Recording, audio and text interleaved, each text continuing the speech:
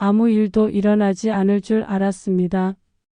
60 이후엔 그냥 조용히 늙어가면 되는 줄 알았죠. 아침에 눈을 떠도 설렐 일이 없고 밤이 돼도 기다릴 게 없던 나날들. 그런데요. 65세 어느 날 내 인생이 다시 시작되었습니다. 안녕하세요. 누구에게도 말하지 못했던 나만의 이야기를 꺼내는 시간입니다. 여기는 프롬요리.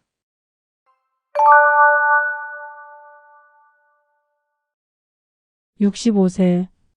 퇴직한 지 3년. 딸은 외국에 살고 아들은 바쁘고 남편은 이제는 말을 아끼는 사이.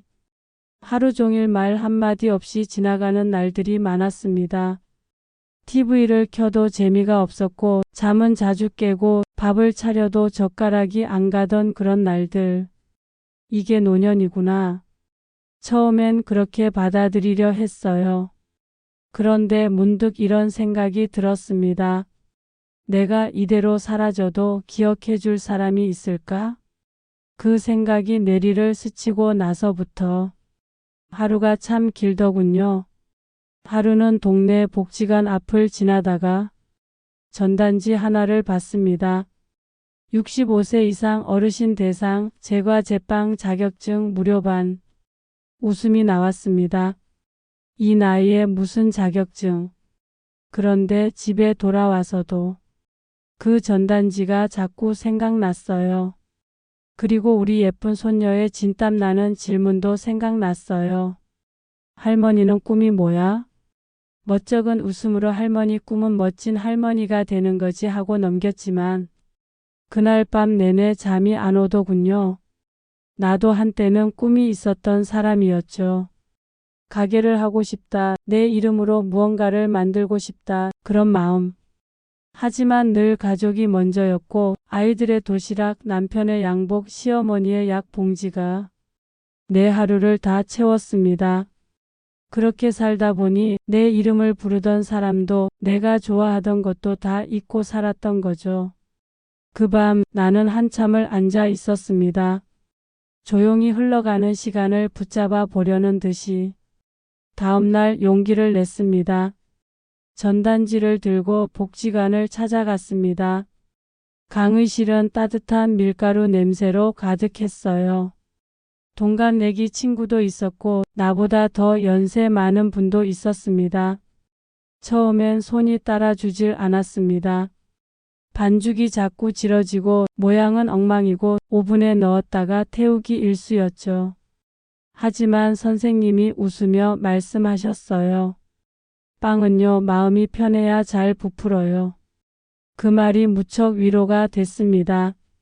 내 마음이 그동안 얼마나 조여 있었는지 그때 처음 알았습니다.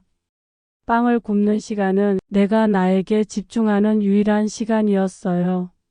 밀가루와 이스트, 설탕과 소금, 그리고 따뜻한 물. 그 단순한 재료들이 어우러져 생명을 얻는 걸 보는 건 신기한 경험이었습니다. 한 달, 두 달 시간이 지나고 내 손에서 점점 예쁜 모양의 빵이 나오기 시작했어요. 나는 작은 수첩을 하나 만들었죠. 오늘은 어떤 빵을 구웠는지, 누구에게 나눠주었는지, 무슨 얘기를 나눴는지. 적다 보니 내 일상이 달라졌습니다. 우리 옆집 사는 젊은 엄마에게 수업 시간에 만들어온 못난 내 빵을 수줍게 건네고 왔더니 다음날 문 앞에 과일 한 바구니가 쪽지와 함께 놓여져 있었습니다. 돌아가신 엄마 생각이 난다고요. 그날 집에 들어와 엉엉 울었습니다. 누군가의 기억 속 따뜻함이 내 손에서 태어나다니. 나도 누군가에게 따뜻한 기억이 될 수 있다는 것. 그 사실이 얼마나 큰 위안이 되었는지 모릅니다. 그리고 드디어 자격증 시험 날이 왔습니다. 손이 떨렸어요. 이 나이에 뭘 그리 떨까 싶었지만 손끝이 너무 솔직하더군요. 심장은 규칙적으로 뛰지 않았고 입안은 바짝 말랐으며 손바닥은 촉촉했어요. 그런데 이상하게도 어디선가 익숙한 감정이 함께 올라왔습니다. 가슴이 두근거리는 긴장감. 하지만 무섭지 않은 떨림. 마치 20대 시절 처음 면접을 보러 갔을 때처럼, 처음 누군가 앞에서 무대에 섰을 때처럼, 기대와 불안이 뒤섞인 그 설렘. 내가 아직 살아있구나. 내 안에 이런 숨결이 남아 있었구나. 나는 시험에서 떨어지더라도. 그 감정이 참 고마웠습니다.